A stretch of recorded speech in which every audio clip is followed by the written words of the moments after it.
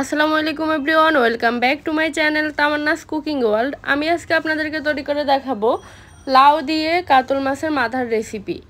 এর জন্য আমি চুলোতে একটা হাঁড়ি বসিয়ে দিলাম, দিয়ে দিলাম পরিমাণ মতো তেল। তেলটা ভালোভাবে গরম করে দিয়ে দিলাম গোটা জিরা ফোড়নের জন্য। যে কোনো মাছের ঝোলের তরকারিতে জিরা ফোড়নটা সুন্দর একটা ফ্লেভার নিয়ে আসে, কিন্তু আমার কাছে এই গোটা জিরার ফোড়নটা দারুণ লাগে। জিরা দিলাম আমি আধা চা চামচ, দিয়ে দিলাম 1 কাপ পরিমাণ পেঁয়াজ কুচি। পেঁয়াজটা আমি ভালোভাবে ভেজে নিব। পেঁয়াজগুলো যখন একটু রংটা বদলে একটু স্বচ্ছ হয়ে আসবে, এই পর্যায়ে আমি দিয়ে দিব রসুন বাটা 2 চা চামচ, আদা বাটা 1 চা চামচ দিয়ে আমি মশলাটা ভালোভাবে ভেজে নিব আদা রসুনের কাঁচা গন্ধটা যাওয়া পর্যন্ত।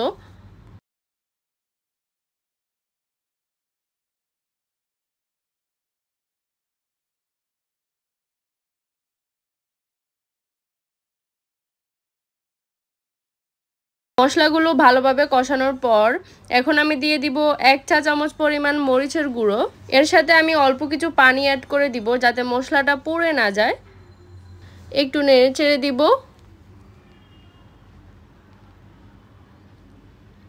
এর সাথে আমি দিয়ে দিব আধা চা চামচ পরিমাণ হলুদের গুঁড়ো, 1 চা চামচ পরিমাণ জিরার গুঁড়ো, 1 চা চামচ পরিমাণ ধনিয়ার গুঁড়ো, স্বাদ মতো লবণ দিয়ে আমি মশলাটাকে ভালোভাবে নেড়ে চেড়ে কষিয়ে নিব।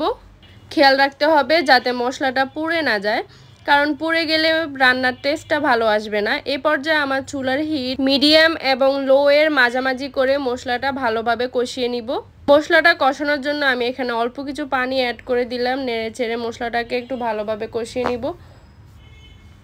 এখন আমি দিয়ে দিব একটা ঢাকনা দিয়ে আর একটু ভালোভাবে কষিয়ে নিব কিছুক্ষণের জন্য।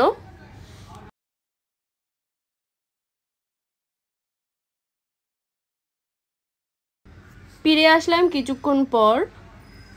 এই পর্যায়ে আমার মশলাটা কষানো হয়ে গেছে, দেখুন তেলটাও বেশি উঠছে। এখন আমি মাছের মাথাগুলো দিয়ে দিব। আমি এখানে একটা কাতল মাছের মাথা নিয়েছি, মাঝখান থেকে ভাগ করে। এবার মাথাগুলো আমি মশলার সাথে খুব ভালোভাবে 2 থেকে 3 মিনিট কষিয়ে নিব।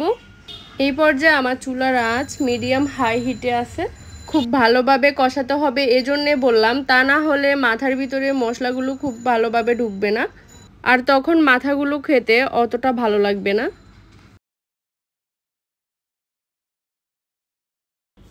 মাছের মাথাটা ভালো মতো কষানোর জন্যে আমি এখানে অল্প কিছু পানি অ্যাড করে দিব।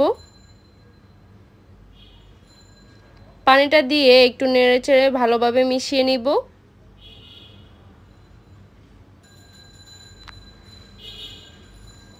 এবার একটা ঢাকনা দিয়ে কিছুক্ষণ ভালোভাবে রান্না করে নিব। ততক্ষণ রান্না করব যতক্ষণ না পানিটা শুকিয়ে তেলটা উপরে উঠে আসছে। এই পানিতে মাছের মাথাটা খুব ভালোভাবে সিদ্ধ হয়ে যাবে। মাঝে মাঝে ঢাকনাটা খুলে ভালোভাবে উল্টে পাল্টে রান্না করে নিতে হবে যাতে করে পুড়ে না যায়।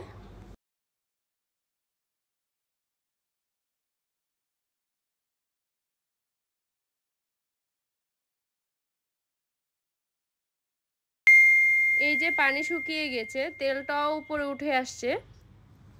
এখন চুলার আঁচটা কমিয়ে আমি মাছের মাথাগুলো অন্য প্লেটে তুলে নিব, কারণ এর ভেতরে যদি আমি লাউগুলো দিয়ে দিই তাহলে মাথাগুলো বেশি ভেঙে যাবে আর তখন তরকারিটা বেশি কাটা কাটা লাগবে।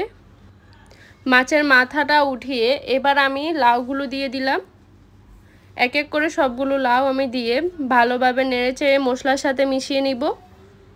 এই পর্যায়ে আমার চুলার আঁচ মিডিয়াম হাই হিটে আছে। এবার ঢাকনা দিয়ে 3 থেকে 4 মিনিট রান্না করে নিব। একটা জিনিস লক্ষ্য করলেন কি, আমি কিন্তু এখানে কোনো ধরনের পানি দিলাম না। লাউয়ের রান্নায় সাধারণত পানি দিতে হয় না, লাউ থেকে পানি উঠে। ঢাকনাটা উঠিয়ে আমি দিয়ে দিলাম স্বাদ মতো লবণ, দিয়ে একটু ভালোভাবে নেড়েচেড়ে মিশিয়ে নিব।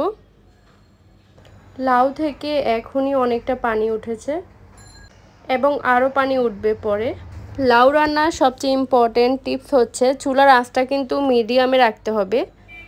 চুলার আঁচ মিডিয়াম রাখলে লাউ থেকে পানি বের হবে, আর সেই পানিতেই কিন্তু লাউটা সেদ্ধ হবে।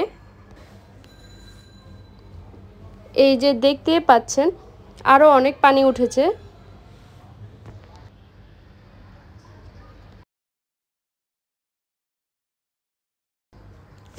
বেশ কয়েকবার ঢাকনা দিয়ে উল্টিয়ে পাল্টিয়ে ভালোভাবে রান্না করে নিলাম।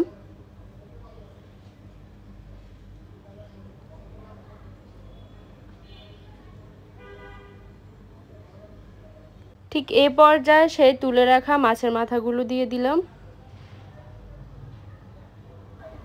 খুব ভালোভাবে সব কিছু মিশিয়ে নিব।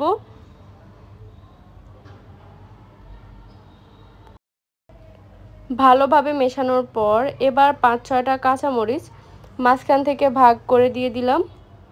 এই মরিচ থেকে কিন্তু জালও বের হবে, আবার দারুণ একটা ফ্লেভারও আসবে। এবার একটা ঢাকনা দিয়ে কিছুক্ষণ রান্না করে নিব।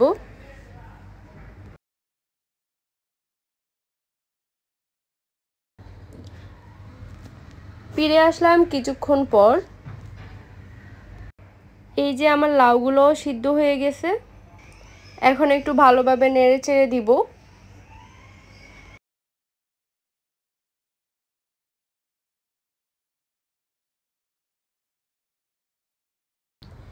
এই পর্যায়ে আমি উপর থেকে কিছু ধনেপাতা অ্যাড করে দিব। এতে করে সুন্দর একটা ফ্লেভার আসবে। এবং একটা ঢাকনা দিয়ে ঢেকে চুলাটা অফ করে দিব। বেশ কিছুক্ষণ পর ফিরে আসলাম। এই যে আমার লাউ রান্না হয়ে গেছে। আপনাদের যদি আমার রেসিপিটা ভালো লাগে অবশ্যই আমার চ্যানেলের পাশে থাকবেন। আল্লাহ হাফেজ।